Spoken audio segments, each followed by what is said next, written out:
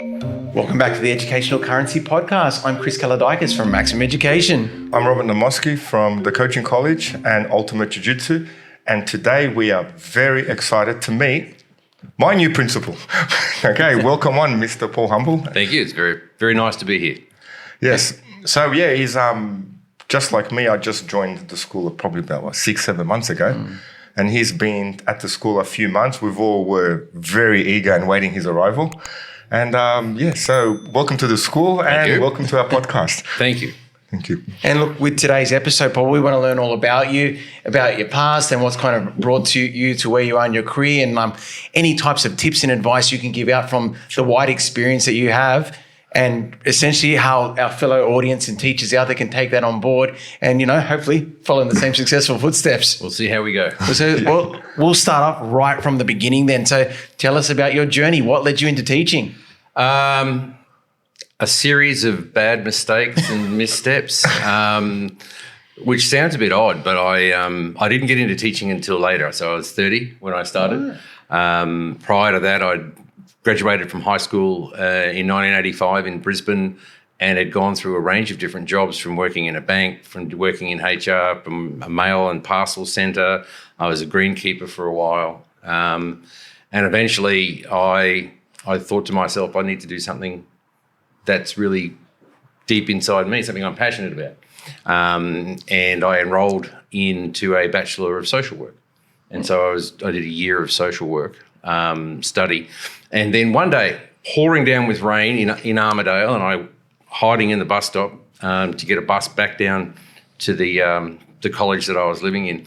And somebody had left a copy of a book called Bullfinch's Mythology. And it's a dirty, great big book. And so I picked it up and took it back, and I was going to run it back up to the library the next day. I had no idea about anything to do with ancient history or mythology, but I basically read that in one day. Wow. And went and changed my major the next day. And so I changed from social work into a Bachelor of Arts, majoring in classical languages and ancient history.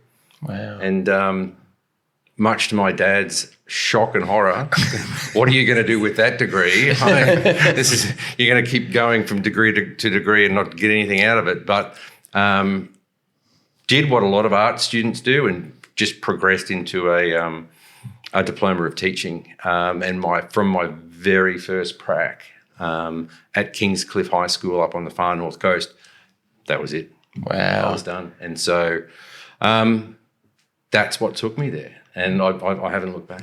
Yeah, that's fantastic. And so you would have been a HSIE teacher? I was. Yeah. I was, yeah. Yeah, and that's it. And so from that point then, you did your first prac. Where did you kind of go then for your first employment as a teacher? Right. So I had gained, the appointment of being a targeted graduate in New South Wales. And I said to them I was very happy to go anywhere in the state. And so I thought for sure I'd be going out to Bourke or to Cobar, a rural and remote area. But I got sent to Hoxton Park High School in Western Sydney. And it was, without doubt, as a teacher, the richest, most rewarding 5 years I ever did. It was tough. And it was a school that needed some love, but everything that you did for the kids. The kids appreciated it so much. And from a teacher's perspective, the camaraderie and the togetherness that is born out of working in a school like that was just brilliant. And I was always of the mind that if I could teach there, I could teach anywhere. And, I had a brilliant head teacher by the name of Roger Berry, who went on to become an inspector. But he grounded me in a way that I think set me up perfectly for any of the leadership things that I did into the future. He was just a brilliant mentor. Wow. And we talk about that quite often, about the impact mentors have on us early in our career. Yeah. So because you said grounded you, what was the one thing that you could pinpoint and say, okay, this was a major contributing factor from the grounding, especially for young teachers watching, etc. You don't know everything. Really? No. And I came in full of confidence, and I'm a fairly confident person naturally, but Roger was able to bring me aside and say, sometimes you come across in a way that might be perceived as arrogant, or you might speak up when you shouldn't, or you might voice things in a way that maybe aren't connecting with this community. So I'm going to work with you to help you do that, because it was an incredibly multicultural school. And for a boy from Brisbane to come into a multicultural space, it was totally foreign, totally foreign. And so having to adapt the way that I communicated, adapt the way that I listened was really, really important. And Roger was so good. He would just take the time, and it wasn't just with me, it was with all the young staff that were in that history faculty. He would just take the time to sit with you and just go over anything that you asked. He would critique what we did. He would critique our phone calls. You know, we would be making phone calls from the staff room, and he would sit there and listen. And at the end of the week, he'd critique with you, how did that phone call go? This is how you could have done it better. So working with him allowed me to realise that it wasn't just what went on in a classroom. It was about relationships. It was about how did you establish yourself with the people that you're charged with looking after. Now, whether that's the top flying students or the kids that really, really need some assistance, you're there for them. And it was the way that he ran his faculty. It was brilliant. That's beautiful. And you said he went on to become an inspector? Is that a police officer inspector or? No, inspector of the public schools. It's like, I think he was down around the Camden area. Okay. Yeah. Is If you're out there, Roger, thank you. Have you on the podcast? He would have had an inspector on before. Wow. Yeah, no way. And look, that's beautiful too. My actual first role was teaching out west as well, and it's a different socioeconomic area, and just you do learn quite quickly. Like sometimes the bigger impact is not the academic prowess that you give these young people, but the support and and that motivation of these people from these tougher backgrounds, and just seeing them just try. Yeah, like so rewarding. And if you can be there for somebody, it was really interesting. They always said, it doesn't matter what the kid comes to school like. You have no idea what their morning has been. So you just need to be consistent. And that's something I've taken through everything that I've ever done.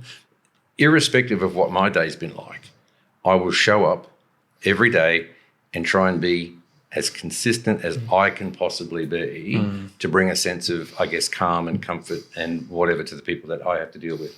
And so that was a really important lesson as well. You don't know what their morning's been, so you just need to be consistent, and you need to take them on face value, care for those kids. Yeah, because like you said, could be anything going on in their lives, but you're like a rock. If we look to Mr. Humble, he'll be the same as always. Yeah, and I think too, as I've progressed in leadership roles around the place, I realised that became just as important for every staff member that I work with and every parent that I deal with. So you get the same version of me. Unless Queensland lose the state of origin, then I give myself one day. So that's one thing that never changed. Are we safe now? No. I'm still within that period of mourning. Yeah, we on our WhatsApp chat, I kind of saw that. We really dug into him. Yeah. Oh, gee. Well, then. You've had a great start, and you kind of alluded to now just how you took that management role and kind of then became more supporting staff and supporting the wider community. Yeah. What were the first steps in the direction of moving through middle management then for you? I think, it was Hoxton Park High School. It was in my second year, and there was a year coordinator's job up. No one wanted to do it. Oh. And so I thought, all right, I'll give it a go. And again, I think because I was older, there was a perception from the students especially that I'd been teaching a lot longer than I had been. So I, again, was able to get into a space where I took the time to learn from really good people and watch what they did. And so there was a range of year coordinators, obviously, in the years above me, and they took me under their wing. Some of them were younger than me, but took me under their wing and just said, this is how you work with these kids in a pastoral space. And so I'm a bit of an anomaly insofar as I've gone through middle management predominantly in the welfare space. I did a little bit of time in curriculum, but predominantly it's been in the welfare space. And I just had an affinity for it. And I think it comes from wanting to see every student succeed and wanting to be able to, again, provide them with a sense of purpose in their lives. And so it's just gone from there. Yeah, oh, that's great to hear. Like, I'm a wellbeing guy myself, and I'm with you on that too. It's very special yet very rewarding work too, and it constantly motivates you to those small wins, isn't it? Always, always. You get that one student that you can get to come to school 2 days in a row. or that one student that will go home and actually talk to their parent and have a conversation. And you don't do this job ever for money or for accolades, but there are times when years down the road you'll run into somebody that you've taught before, and you'll have a conversation with them, and they'll say something to you about the impact that you had on them.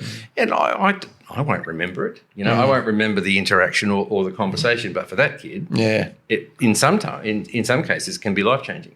And I mean, if you can go to work sometimes and have that influence and have that sense of satisfaction for what you're able to do, what a great job. Yeah. What a great job. Oh, it's beautiful. Yeah, it's life-changing. You feel like you're doing something productive in this world, aren't you? Yeah. It's the best job on the planet. Yeah. That's absolutely. That's one of the things where we're trying to get across with this podcast.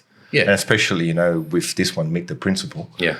Yeah. And now for younger teachers, and you've kind of have mentioned it already, what's one thing a beginner teacher needs to be careful of?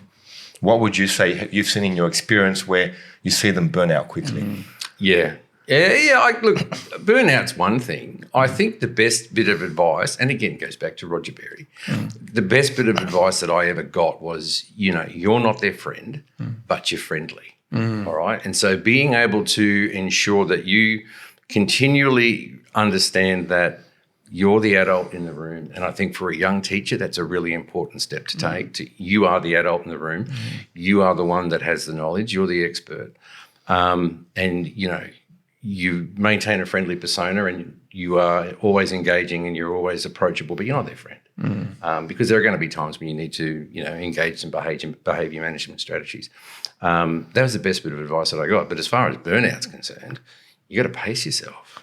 You really do. I mean, you can't be all things to all people. Sometimes, and you and I know a couple of youngsters at St. Mary's and St. Mina's who will do everything and put their hand up to do everything. And at some point, that's going to catch up with you. Yeah, you've got to pace yourself. And as much as you want to get involved in everything, it's about making sure that you also have time for yourself, and you also have time to reflect upon your own, mental health and well-being, your own physical health and well-being. So I think going back to what you're asking about burnout, you've got to have leaders in the school that will get the youngsters and say, right, settle down. We love what you do, but you've got to take care of yourself too. And I think that's an important thing for all schools to be able to do, is to nurture their young staff, because you don't want to go through 5 years of having them learn their craft, come out of uni, become really good at what they do, burn out and leave. So you've got to nurture the youngsters. Yeah. And what are the first signs you see of burnout? Absenteeism. When teacher starts missing days. Yeah.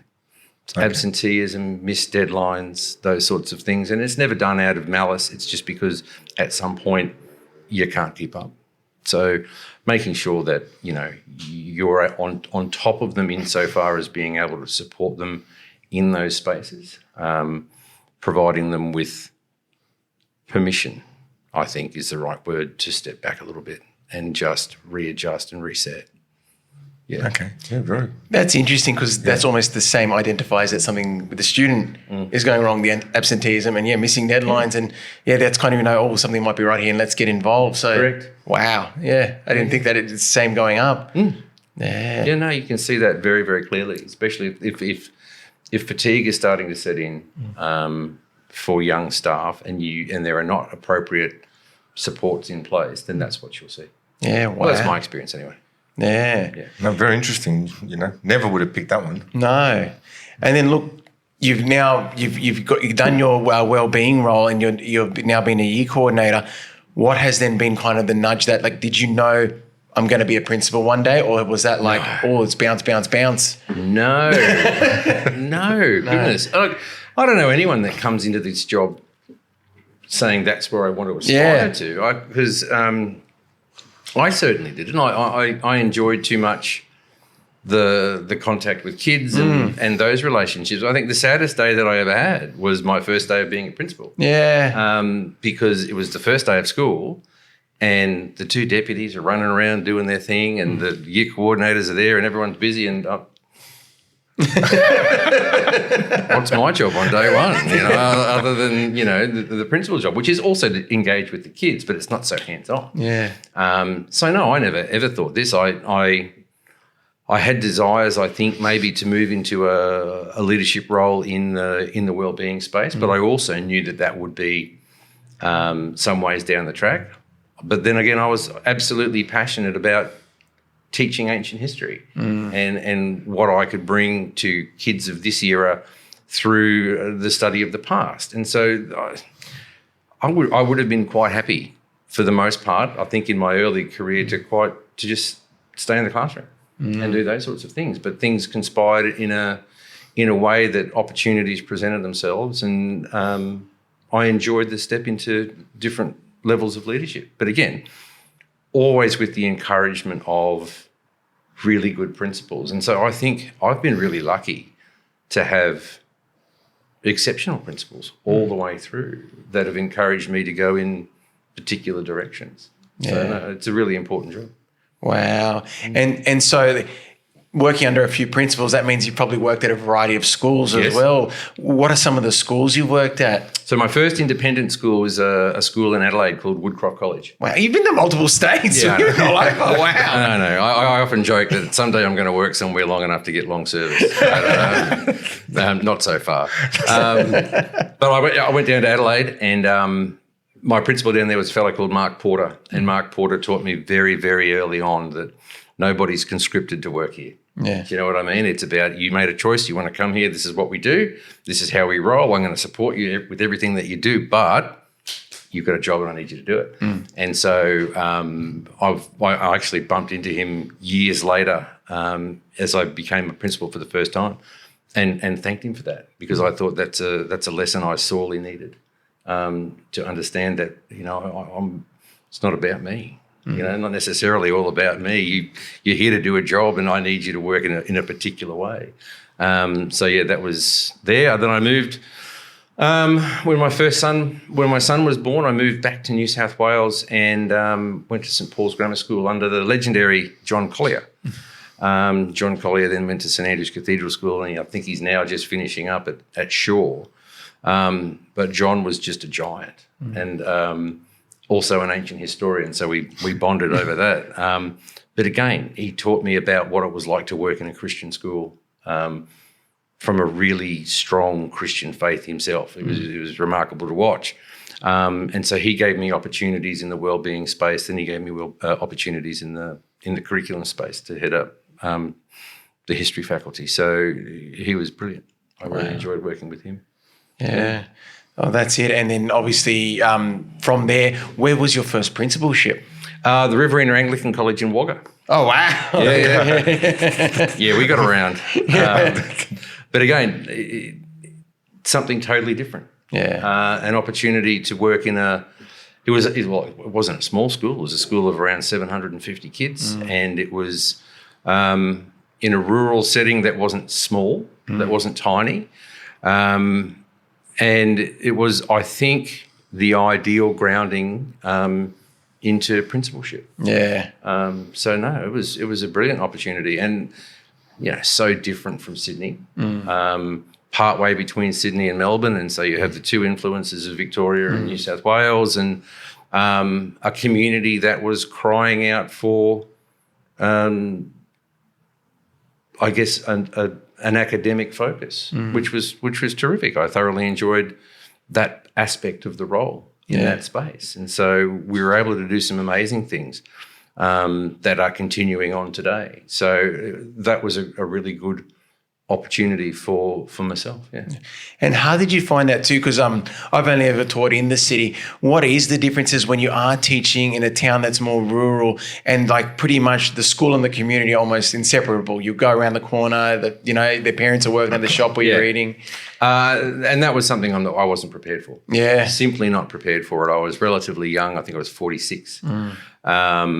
And whilst I think intellectually I knew that I'd be living with the people that I was leading and teaching, it didn't really hit home as a new principal, the way in which that role is held in the community, and then just how accessible I was. at that point in time. And I found it a bit confronting most of the way through because you were never off, So when I would watch my kids play soccer or netball and, you'd always have parents wanting to talk to you on the sideline about sport. About school. And, you've got to maintain a persona of approachability and friendliness, but you just want to go, listen, I'm watching my kids play football. I'm here to watch the game. Can we do this on Monday? Yeah.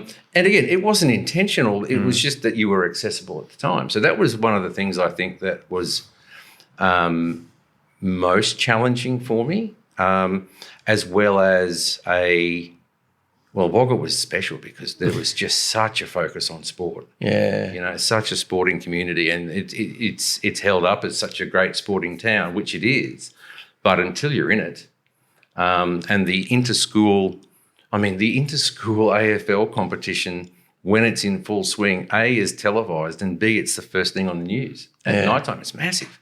And so being in situations like that I'd never, ever experienced, it was brilliant, and it was a wild ride, and it was something that I'll always remember and treasure, but not prepared for. Yeah. Just not prepared for. So you're basically sink or swim. Yeah. But, the other parts of working in a rural community that I found, when I was at Blue Mountains as deputy or St Paul's Grammar School as deputy, if there were mental health issues with kids, I could pick up the phone, I could call someone, there'd be people at the school, within 25 minutes.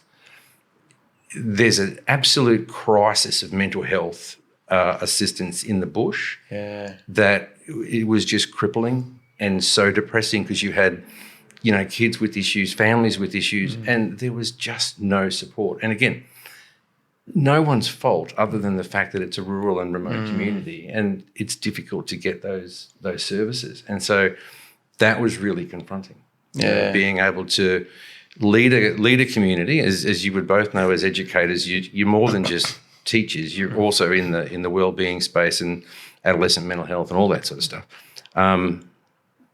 When you can't access those services for kids, that adds a layer of complexity on what you do that really brings into sharp focus what the needs of these kids are. So you indirectly become the mental health practitioner. Correct. Yeah. Correct. And you've got to try and upskill staff. And some staff are brilliant in that space. Others find it really, really confronting.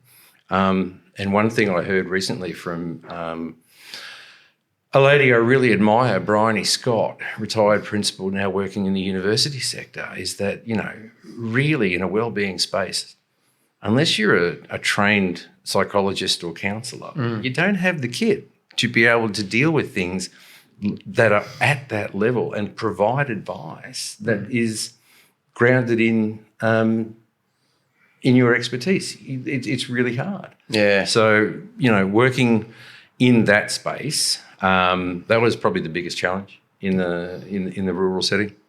Yeah, that's true because I've experienced training, and your ultimate goal in the teaching capacity is to be able to refer them to someone to go to. But when you don't have that facility, that would be a massive challenge for that community. Oh, huge. And you don't know what you don't know. And so I went down there, and within a couple of weeks, there was one student that was had real issues, and I said, all right, we'll just call Headspace, and they just looked at me and went, what? Yeah. I said, we'll call it. And they went, no, it's not Sydney, Paul. It's not how this works. Let's see how we go. But, it was really difficult. Yeah. It was really difficult. And so, Wagga's not small. It's the same size as Bathurst, Orange and Mudgee combined. Okay. Right? So it's a decent sized place. And 1, 2, 3, 4, 5 big independent Catholic schools, independent/Catholic plus the public schools. So there's a big student population and no services. Yeah. I'm surprised with that. So especially Wagga's not a little place. No. And it's not Broken Hill. No. And the people that work in adolescent mental health down in that space do an absolutely amazing job. And again, I haven't been there now for 5 years. Hopefully it's changed. But at that time, they were going well and truly above and beyond.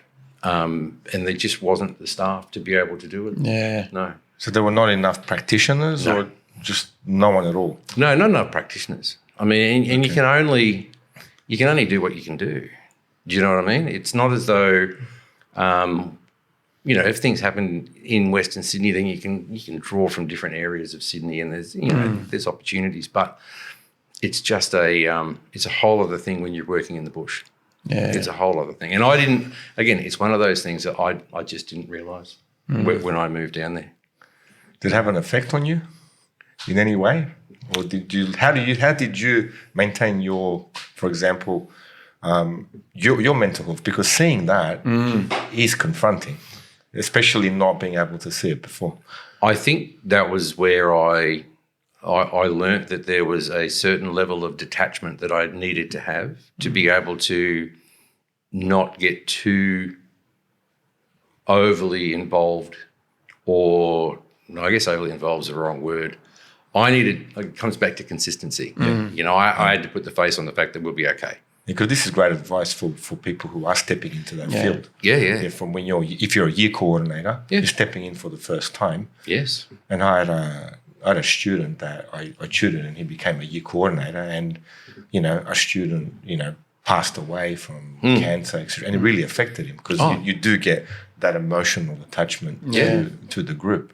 Oh, without a doubt. We had an issue that was horrible, and I don't know whether it's appropriate or not, but I had to support staff that were speaking to the coroner, because we had a student take their own life, and it was just awful.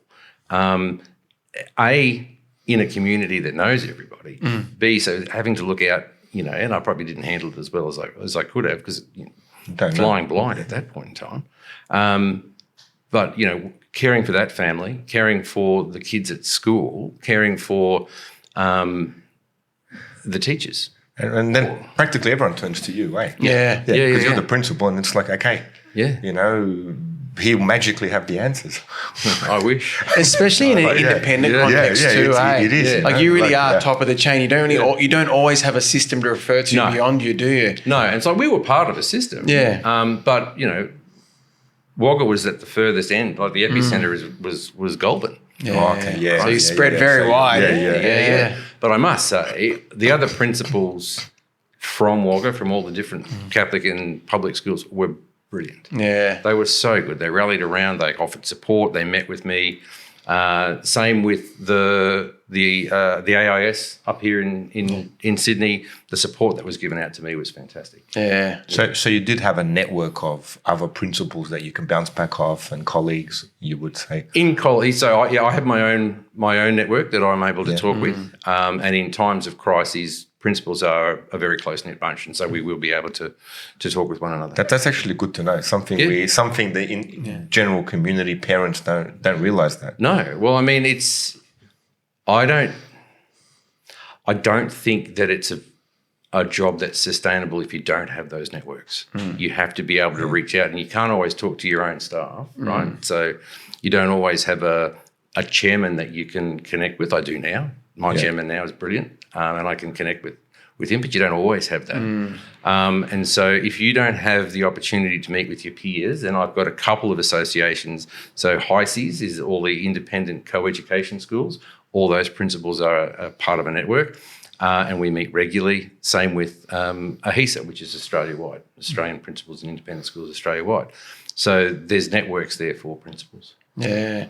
And I guess one thing that you'd also have to be doing too is you'd be setting up your own work-life balance. As much as you're so invested in these communities, how do you go about a work-life balance when you're so high and so looked toward in the food chain? Okay, let's go back to Wagga again. I didn't. Yeah. I didn't. And that was your first role. Yeah, That's right. Yeah. So at the end of 5 years, I was done. Yeah. I was shot to bits. I was exhausted mentally and physically, and I lived it 24/7. Yeah. And I would, you get to the point where you fear looking at your phone and a whole range of different things, because you get that late night email, and so coming out of that, I made some really strong decisions around what I would do next time, insofar as looking after my own health in that space. And so when you ask the question, how do I look after myself? Intentionally. Yeah. Right. Intentionally. So I don't care how long I stay at work.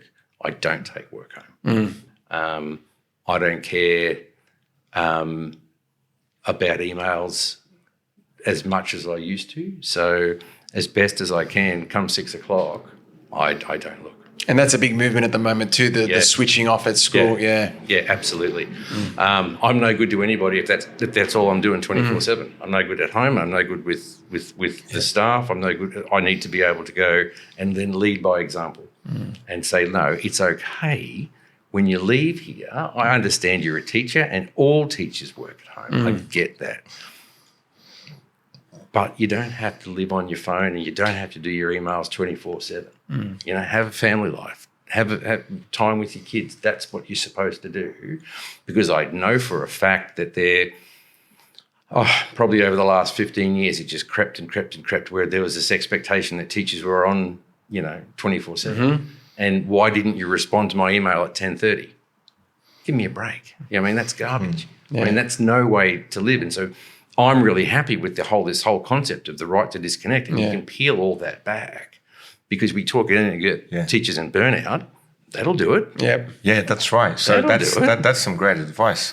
When you take care of yourself, then you can take care of others. Yeah. I mean, I remember when I started at St. Mary's and St. Mina's, and I said to the executive, listen, if you need me after 4 o'clock, don't send me an email, because I'm not going to get it. If you need me and it's an emergency, you need to call, and I'll have my phone and I'll answer a call. But, and I said to them, I expect you to do the same. And for some of them, that's a really challenging thing, because they're working on emails and sending things out at 10 o'clock at night. I'll come in the next day and go, what are you doing sending emails at 11 o'clock at night? You crazy person. Stop doing that. Because then, that we as leaders need to lead by example in that space. Yeah.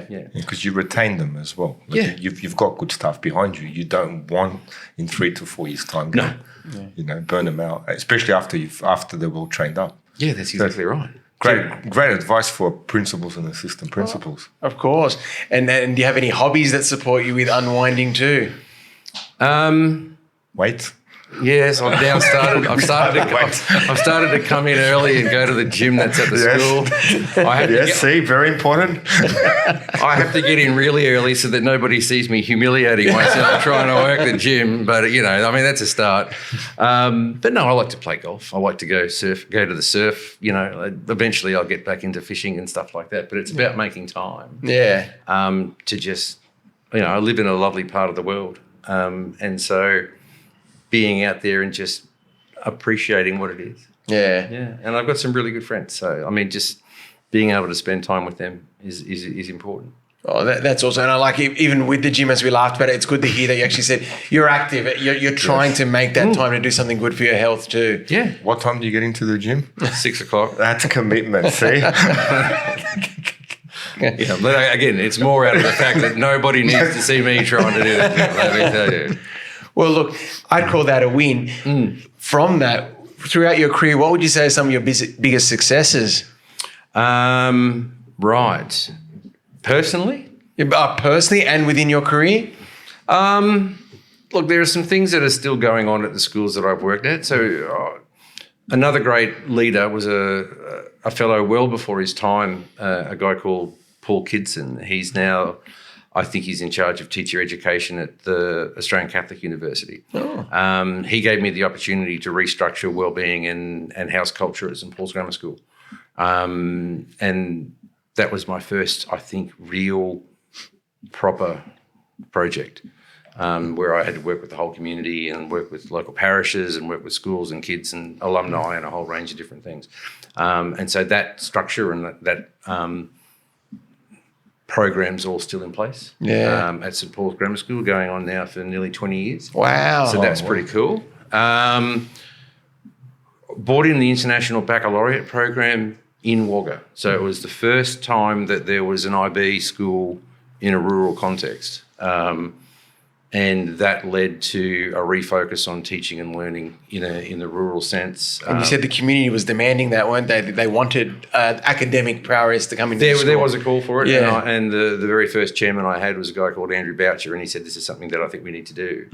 And he was supportive in the space of allowing us to go ahead and take a big punt honestly, because it's not something that you hear of. What people don't often understand about Wagga is that it's a hub for business. It's a hub for medicine. So there's 2 or 3 hospitals. Charles Sturt University is there. So you've got a lot of professional parents as well. And so when we introduced it, it was about not one course, the HSC and the IB being the other course, not one being better than the other. I talked about choice. You know, how do you like to learn? You know, teaching the IB and learning in an IB setting is very different to the HSC. And so one suits a particular learner, different to others. And so it was really successful. You know, we had cohorts of around about 125 kids per year group, and we would get 25 kids a year. Wow, take it on. Canada. Wow. And I think that's just continued to grow. Craig Mansour is the principal down there now, and I remember having a chat with him as we were introducing it while he was still working out in Dubbo, and he was an advocate back then. So I think they're in good hands. Yeah. Oh, nice. But we got opportunities then to connect with, on a much more formal level, Charles Sturt University, and work with them. So, you know, it just brought a whole range of different kids that may not have come to that particular school into that space. Yeah. So no, it was great. It's really interesting because what I'm starting to piece from here too is you're very well networked. Like, to bring in a program like that into a school such as Wagga, well, you need the connections, obviously, firstly to know what IB was and how to make that actually work. But then, as you said, you're building connections with the university too. Like, you're not just seeing the school as a school isolated. You're seeing a school as a part of something bigger, and you're building then through those connections, which is amazing. Yeah, and I mean, it comes from experience. I mean, Woodcroft College was an IB school. Yeah. St Paul's Grammar School was an IB school. So I had a bit of experience in that space. And was able to pitch it, I guess, to the chair and the board at the time, and they were very supportive. And so, experience and networking, they're all really important because you know, as you both know, schools aren't standalone entities. It's about community, and it's about what can we become and what can we do for our kids. So no. And where'd you go from Wagga? I went to Bishop Tyrrell Anglican College in Newcastle. Again, very, very different school. In comparison to Wagga. So country kids, for the most part, beach kids. Nice. People don't understand Newcastle is very much a beach town.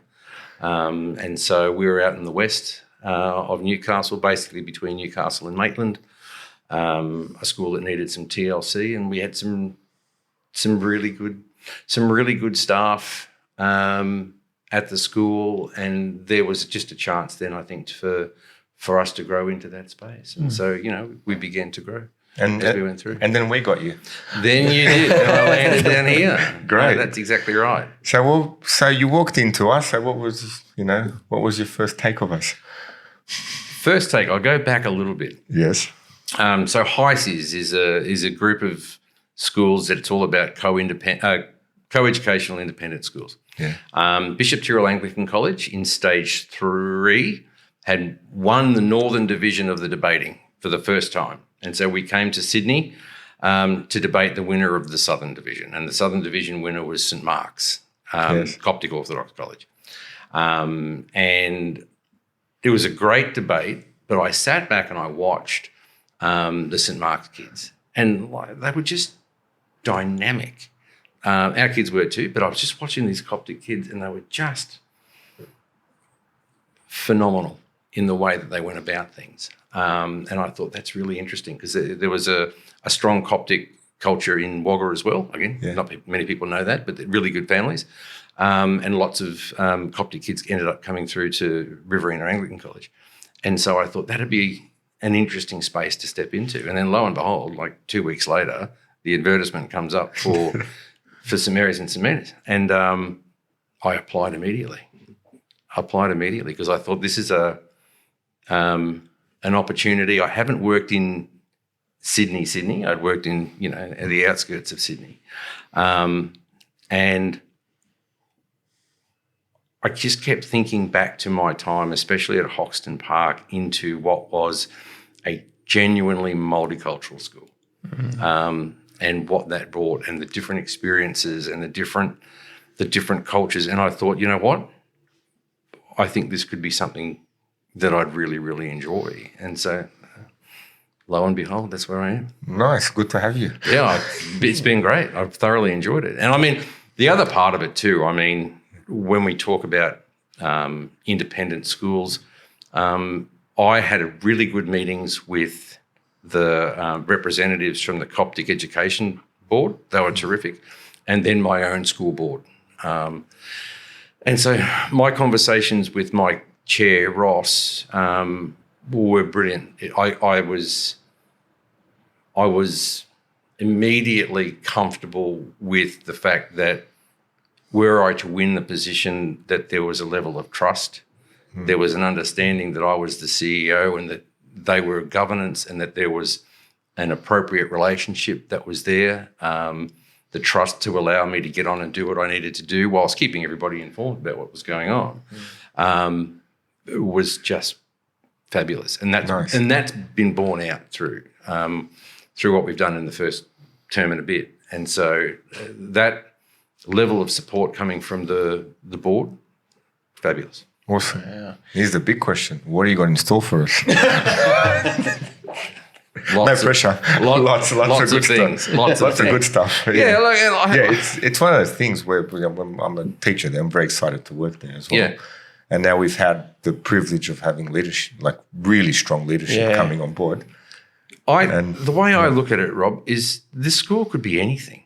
Yeah. You know, and one of the great things that drew me to it as much as anything is I saw, how is this relatively small school so consistently in the top 100? You know, we talk about the rankings, and the rankings aren't everything, but there's a consistency around that. And that's born out of passionate teachers, passionate parents, dedicated kids, and an understanding that our core business is teaching and learning. We have to be there in the wellbeing space, right? That's part of what we are. But our core business is academics and teaching and learning. And that's what these kids cry out for. And, you know, working at St Mary's and St Mina's, I see it every single day. There is an academic focus. There's a bit too much of a focus on maths, Rob, but, you know. Really? Never noticed. but I mean, you know, that in and of itself is amazing. There is a culture that is, I think, dynamic but healthy in their striving continuously to do the very best that they can do. And I think from an educator's perspective, that's really refreshing. You know, there are parts of the job now I understand in and around things like risk and the things that, you know, there's no way in the world that you could do the excursions and the stuff that we used to do way back when in a modern context. It just doesn't work that way anymore. And so I understand that those things are there, child protection, all really, really important. And you've got to have strong school-based processes in place to be able to do it. And if you're part of a system, then you have systemic supports in that space. But to come into a place that says these things are really important, but we're teachers and we teach. And I think, you know what, that's something that I haven't seen in a while. And it was so refreshing. Yeah, I have to admit, before I even started working, I sent my daughter there. Yeah. Yeah, there's a specific reason why we picked that school for her, was that focus towards actually teaching. Yes. Yeah, so, you know, we send them to a school where the teachers do put in 100% effort to teach. Absolutely. That's first and foremost for us. And we go back to this question about burnout, right? If we continue to pile on to young teachers all this extraneous stuff and don't allow them to focus on practicing their craft, you know, and getting into a space where they can practice their craft for what they studied for, what they got into it for in the first place, then we will lose them. You know, we will lose them to other industries and to other things. And I think everybody gets into this to teach children. And at St Mary's and St Mina's, I find that is, again, at the heart of all the conversations. Yeah. And I think it's brilliant. Oh, that's excellent. Yeah. In like obviously Rob was speaking like he's a teacher there, but as he said, you looked at it as a parent. No, I wasn't a teacher there first. I was solely a parent. Yeah. And literally was juggling. Now I've given decades of advice to parents, with their kids, but when it comes to your kids, there's that certain bit more of anxiety where you're unsure where to go. And well, I have to admit, I do know the Coptic community. I have been involved in the background. I've tutored people, especially in the 90s of the Coptic faith. And then me and my wife did go to St. Mark's for Coptic Bible studies. She had Coptic friends, and me obviously dating her, tagged along to that. So I'm well aware and well versed of the Coptic community, and being Orthodox as well. I mean, it's pretty much close as we can to being the same, and it fits like a glove. So for myself as a parent, knowing that she will get the academic first, and then everything else can fall under that, and then as a parent as well, we can organize our sporting events, etc. But now the school is organizing sporting events. They had some great carnivals that we went to, etc. We built a fantastic gym that the teachers can. Yes, that we He's a very big advocate for that, I hear. When I first walked in there was no gym at all. And then within a few months, we had this state-of-the-art facility, elevated on a platform where you get this breeze coming in, and it's been really great. Thank you. I like to take credit for it, but it all happened before I got there. It was actually just a month before you came in, and we have a head of PE. I mean, she's a lead teacher as well. Yeah, she actually got the same qualifications, and she was, this is great now. Things are really moving forward for us.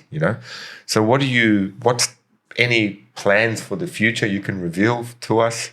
No, not no yet. spoilers, Rob. No spoilers. I will say one thing. I mean, I talked about the academic side of things. One of the things that I thought when I started is there's a relationship with a counselling service called Exodus, right? And so you and I were talking off camera earlier about the fact that a lot of the wellbeing stuff that we do as teachers actually needs to be triage rather than trying to dive deep into stuff that we're not really qualified for. Yeah. And so the relationship that the school has with Exodus is something that I think is absolutely brilliant. We have a relationship. They are a Coptic counselling organisation. For the vast majority of people that work there, they come from a Coptic background, perfectly suited to be able to counsel the Coptic school that we're part of. And so we have staff that are able to do the general wellbeing side of things and the welfare and the pastoral care, but we're then able to refer to, in the partnership that we have with Exodus, excellent counsellors. Wow. Can you explain to the parents what Exodus is? Any parent watching? Oh, it's as far as I know, they're an external group that work in the counselling sphere. Yeah, great. Just speaking similar to like Headspace. Headspace. Yeah, very similar. Yeah. But tied very, very strongly to our community. Yeah. And the conversations that I've had with the staff at Exodus are just phenomenal. And again, we talk about partnerships. What a great partnership that is. Again, we have an opportunity for our teachers to focus on their teaching and their craft with the knowledge that we've got an organisation and a partnership with Exodus that is just top tier.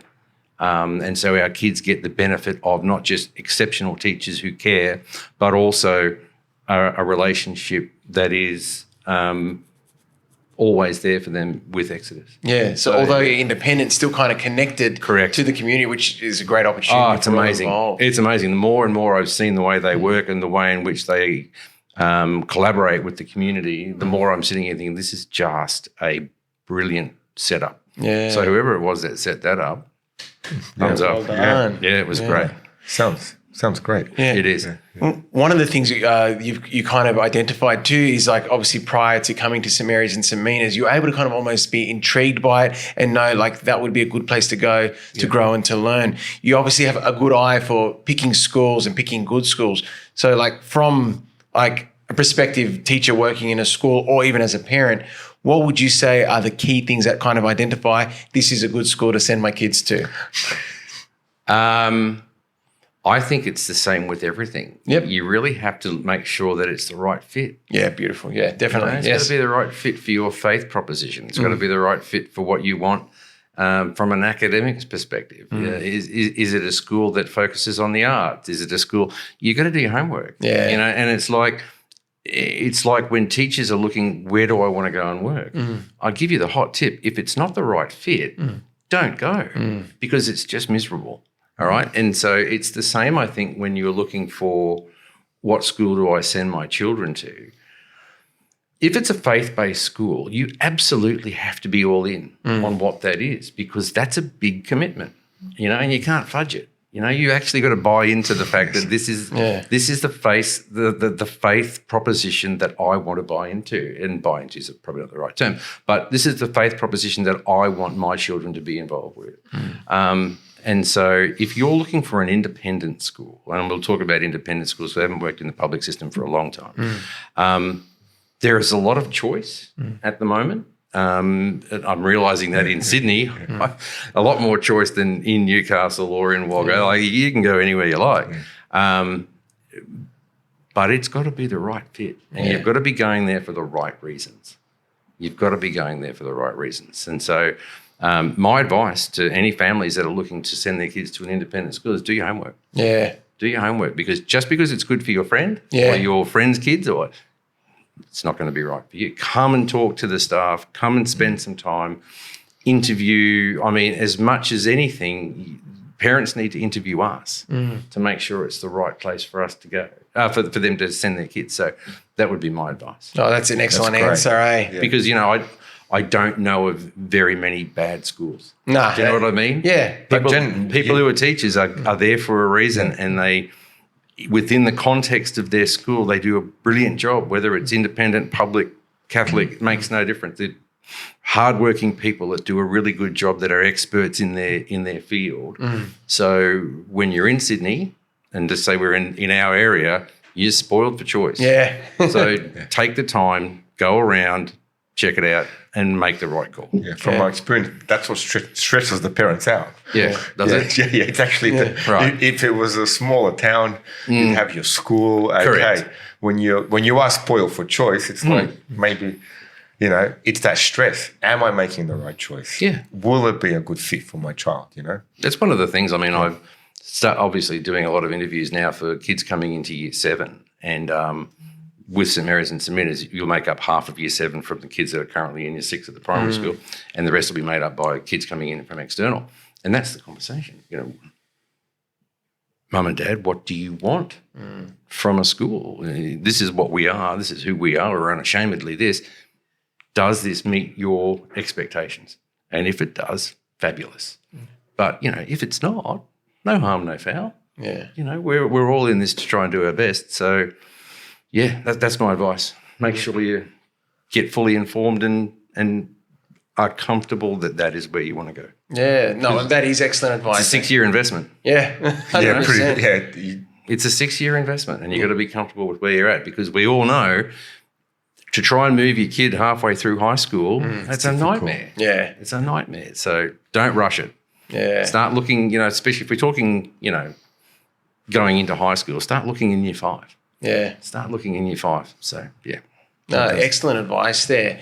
And look, you mentioned like you worked in the public system and now you're deeply in the independent schools. What are some of the extra challenges of independent schools and being the principal of an independent school? Because, you are kind of your own ship. You said you've got networks and all that, but like things just like you're managing the school's budget and funding and like if a teacher's away and you're a smaller school, like there's greater impacts internally, isn't there? Yes, there is. And you hit on budgets and finances. I think probably is the biggest difference because I am responsible for that. I have an amazing CFO called Ursula Walters who's just outstanding. But, I mean, it's up to us to manage that space. Now, we do that in conjunction with our board and finance committees and all that sort of stuff. But the day-to-day running of the finances and the operational side of things falls to us. Yeah. And so we need to be, very prudent financial managers with what we do, whilst also allowing for the best possible educational experience. And so when we're talking around budgets, and I don't know what it's like to be a principal in the public system, or in a systemic Catholic school. But I'm budgeting now. So for 2026, my budget process is 2 weeks old. Yeah, wow. And so we're starting to look towards, right, so what does the timetable look like for next year? We want to offer some different courses. What's the impact is that going to be on staffing? I want to be able to bring in new learning management system. What does that look like? Well, I often talk about how do we slice up the pie. The size of the pie never really changes. It's where do we want to allocate our focus for that particular year. And so I think from an independent school's perspective, you have to have a certain level of financial acumen to be able to do the job effectively, but you also have to surround yourself with people that understand what they're doing too. So I think that's part of it. I think that's probably the biggest difference because you are genuinely the CEO of that school. And that's interesting, like, because from someone from at my point in the career, like, you glamorize the idea of being a principal, but then this stuff happening behind the scenes, we have no idea. We gather it's stressful. Yeah. When you see him in the office, he hasn't come out, you think, okay. I mean, sometimes you can't get out, but I mean, it's always that, the anxiety and whatever stress you feel around that level of responsibility is always tempered by the fact that the decisions that you make will improve the quality of what happens at the school. Yeah. You know what I mean? And it's about, I always say my job is to provide staff with an environment where they can do their very best and where students can excel, right? So if I can go about my budgeting process with the mindset that every decision that I make is designed to make this a great place to work, which will then flow on to great results for kids, then that keeps me pretty grounded. Yeah. And then what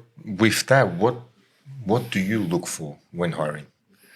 So a person comes in for an interview, say you could put down 2 or 3 points for say, university students that are watching, prospective teachers that would want to come to St. Mary's and St. Mina's and work. What are your couple of points where you go, okay, well, this. Okay, I'll give you the one that says, wow, I'm not hiring you. And that is, for the love of all things, don't say, I want to work here because it's close to my house. All right? Don't do that. Don't do that. So that's a no. So that's a big no. Do people actually say that? All the time.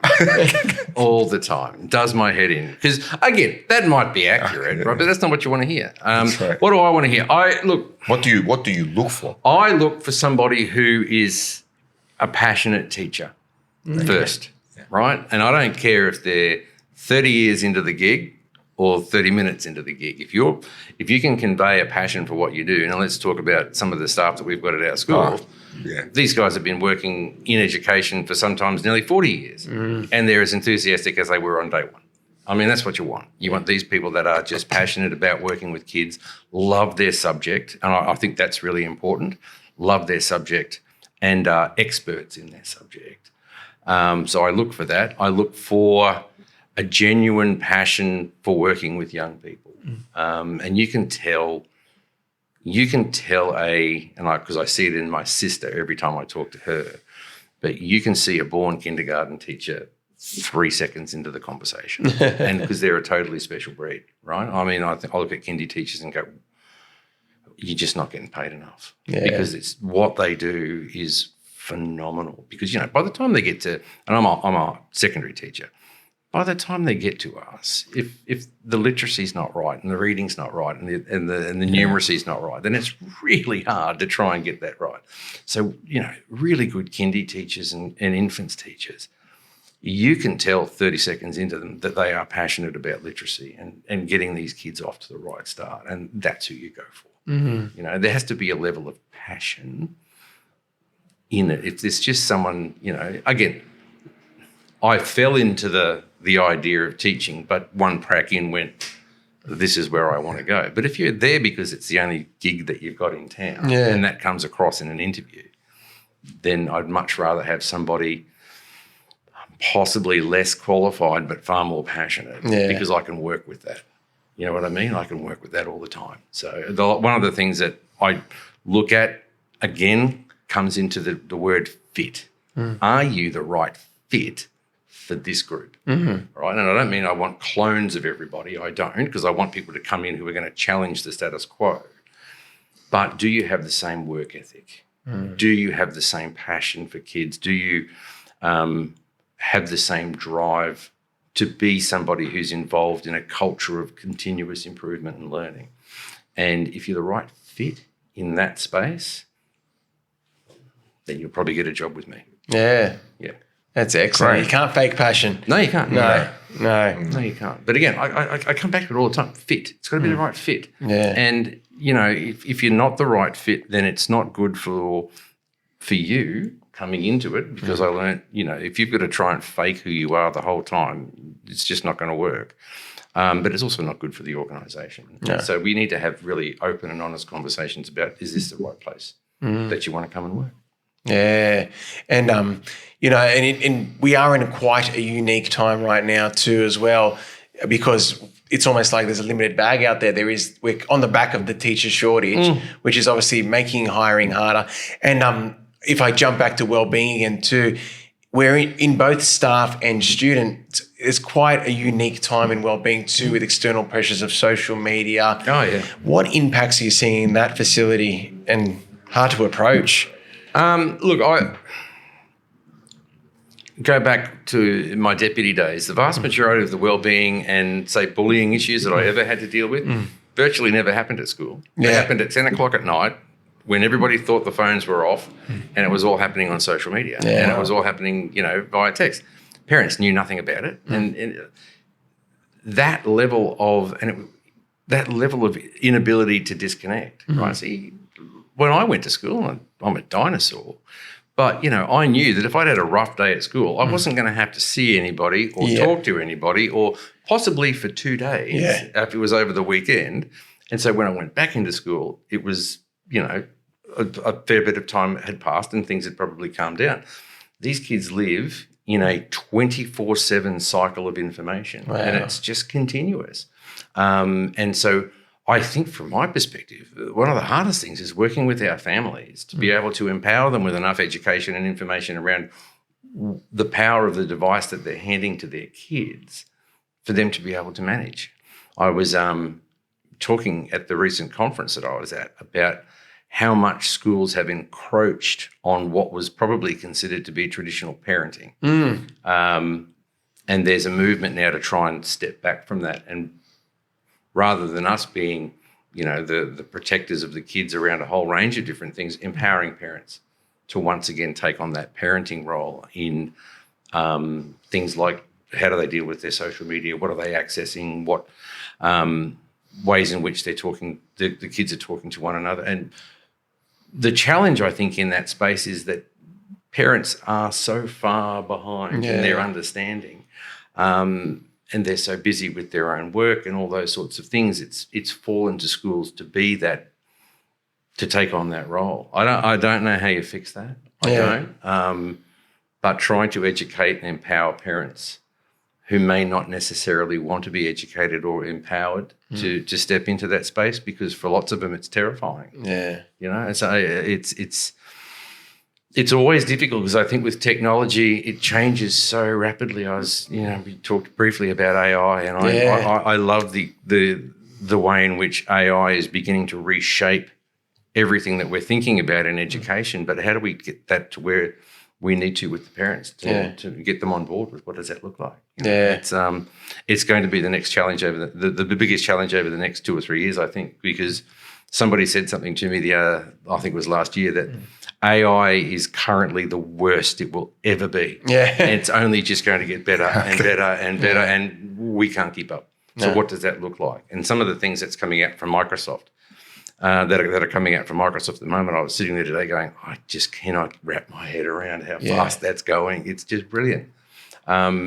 So when we're talking about, you know, how do we help our parents, it's one of those things we're going to have to sit down as a school and as an industry and as a sector and really set some parameters around what that might be. Well, and I think with that, something like AI too, that's across all industries. They reckon that's going to be the leading industry 4.0, they're calling it, aren't they? Yeah, absolutely. It's going to be a complete revolution of all of us. Absolutely. And we can't afford to try and sweep it aside. And and we can't afford to try and keep it out of our classrooms and keep it out of our assessments. It has to be there. It's ubiquitous. It's already there. Yeah. And if we try to turn away from it and not take it on board, we're doing our kids a disservice.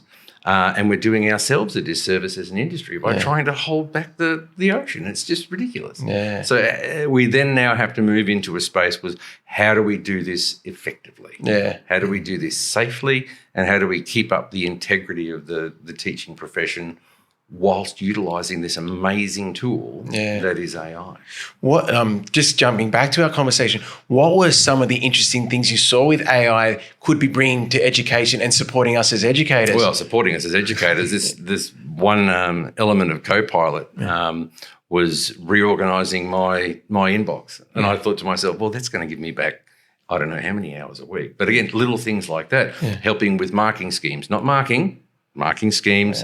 Okay, not marking schemes. We still mark. The writing of programs, the linking of syllabus documents, all being done in an AI context that then gives back to teachers some time to be able to do their own professional learning, get back onto the idea of teachers teaching. And so a lot of it was around, and it was a conversation that was being had from the teachers at the MLC school.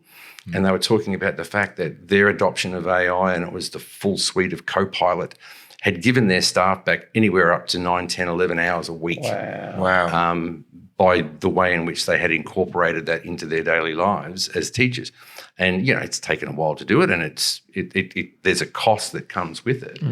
But I think if we can move in that direction and give teachers back time to be able to do their pedagogical stuff, happy days. Wow. But again, we're at the beginning of it. Yeah. And who knows where it's going to be. Well, that's it. Even just 6 to 12 months, it just keeps revolutionizing in the media that it creates and, and how its responsiveness. It's exciting, it's scary, but it's amazing. The keynote speakers were saying, don't ask me where it's going to be in 5 years' time. I got no idea. Yeah. And these are the experts in the field. And they're going, look, we can hazard a guess as to where we're going to land with this stuff, but we don't know. We don't know. Yeah. You're waiting for Terminator, aren't you? Well, who, me? No.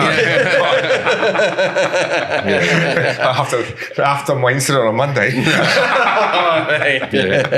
had a slight mishap with my car on Monday, but all here. No problem.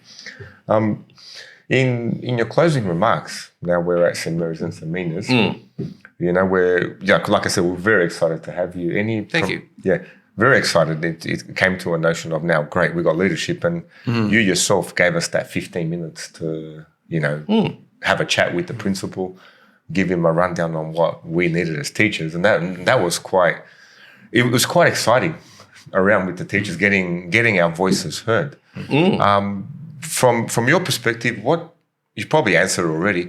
What do you look for in a teacher for leadership? Are there any qualities or personality types that, because you can be a really good classroom teacher, but not always great for leadership? Like, what shows that person's ready to go further up the ladder? Their willingness to learn. You have to be able to. I learn every day. Yeah. You know what I mean? I can talk to people like Rob. I can talk to people at the school. I can talk to parents. I talk to kids, and I learn from them every day, and it helps shape me in my own professional culture of continuous improvement, right? I don't think that as human beings we're ever complete. We always have to keep learning. So from somebody that is looking to move into that space, I'll take anybody on. If they're willing to learn and listen and be engaged in a collaborative backwards and forwards relationship with me and their other mentors, then brilliant. Yeah, brilliant. There are some people that have got some natural born leadership skills and instincts, and you can work with them. But there's also people that have got a really big heart for service, who want to serve, and you can teach them and work with them. And it's about, again, fit. Where within the puzzle of a school, if you want to lead, are you best suited to fit and make the best impact? And if you've got at the heart of what you do, I want to be able to improve the daily lives of my kids and my peers, happy days. Yeah. But if you're in it to get some time off and get some money, You don't get time off. Possibly No, not. you're working harder. The higher, higher up you get, the less time you have. I always said that as a well-being leader compared to a curriculum leader. I hear the curriculum guys all the time talking about, it's so hard. But, as a curriculum leader, I knew that if I had free periods, they were my free periods. Yeah. All right. As a well-being guy, no free periods. Anything can happen, and it will happen. Periods, No, there's no such thing as a free period. So if you're passionate about that sort of stuff and you're passionate about kids, then, let's have a conversation. Yeah. Let's have a look at, what can we do to provide you with some opportunities, even if there's no leadership positions at the moment. How about a little mini passion project? How about something that you might want to lead that improves the stuff that we do at the school? Now, I'll give you some time and I'll give you some training and I'll give you some dollars to be able to go and do it without a leadership position. And if you're up for that sort of stuff, then that shows that you're passionate about what you do. I've got a teacher at the moment at school who gets no time, no nothing for being the debating coach. And I'm looking at the way in which these kids are performing at debating, and it is blowing my mind. Yeah. And it's about a teacher who wants to give to those kids. Yeah. And I think that's just brilliant. Yeah, she's brilliant. Yeah. My daughter's on the team. Yeah, there you go. She's going. They won the debate. But I mean, she's brilliant. That sort of stuff. But again, it comes back to you can't do that forever. Yeah. You've got to be able to provide them with pathways. And as much as it's painful, if that means preparing them to go elsewhere, so be it. Yeah. You're empowering them with the tools. One of my really important jobs is to provide my staff with the opportunities and the skills to go to where they need to go, even if that means it's not at my school. Yeah. As much as that's hard. I mentioned Paul Kidson before. When he came into St Paul's Grammar School and he assembled his executive, he said, if you're all here in 5 years, then I've failed. Yeah. And bar one, we were all at different schools in leadership positions. Wow. And so he had done his job as far as he could see. Yeah. That then allows for, new leaders to come through and a whole range of different things. So, no, that's what I look for. If you're passionate, then, let's get going. That's great. Great. Yeah. Well, look, my final question to you is there are people watching this. There's year 12 students out there contemplating going to teaching, or people such as yourself, mature age students who think coming in and joining teaching. Any advice you'd like to give them to hopefully bring them our way? If you're passionate, do it. Look, I talked to my son, and I think 5 years ago I would have said don't do it. Yeah. Because I thought, the things are becoming way too complicated. So much going away from the teaching and learning side of things. NESA was overly burdensome. I probably overthought these things. But now, when I'm able to step back and again, working at St Mary's and St Mina's for this little period of time, if you find a school that meets the same level of commitment and drive in areas that you love, what a great place to go to work. My dad said to me a long time ago that if I can get up and go to work and not be miserable every time I think about it, that's a win. And I think if you're getting into teaching, you're doing it because you've got a passion for your subject area and for working with young people. What a great place to go.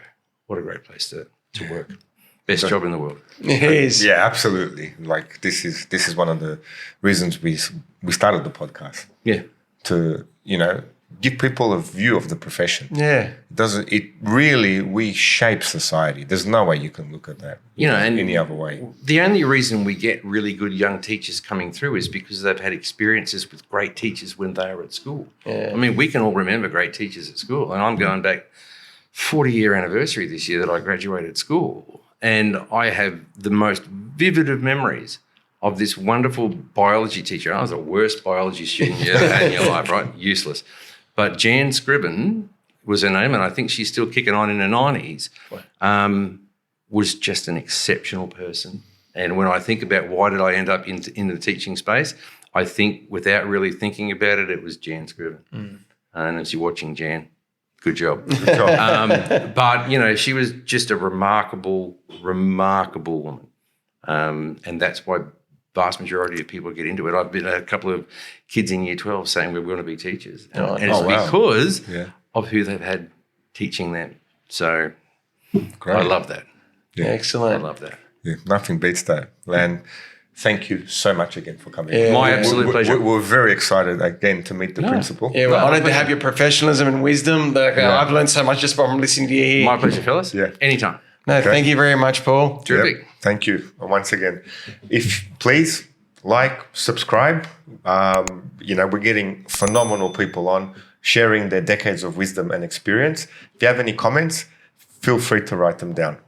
I'm Robert Namoski. And I'm Chris Kalodikis. Thank you very much, you guys. Thank you, Paul. Thank you, My Paul. pleasure. Thanks, everyone. You. Absolutely. That was brilliant. Was it right? Oh, yeah. Oh, wow.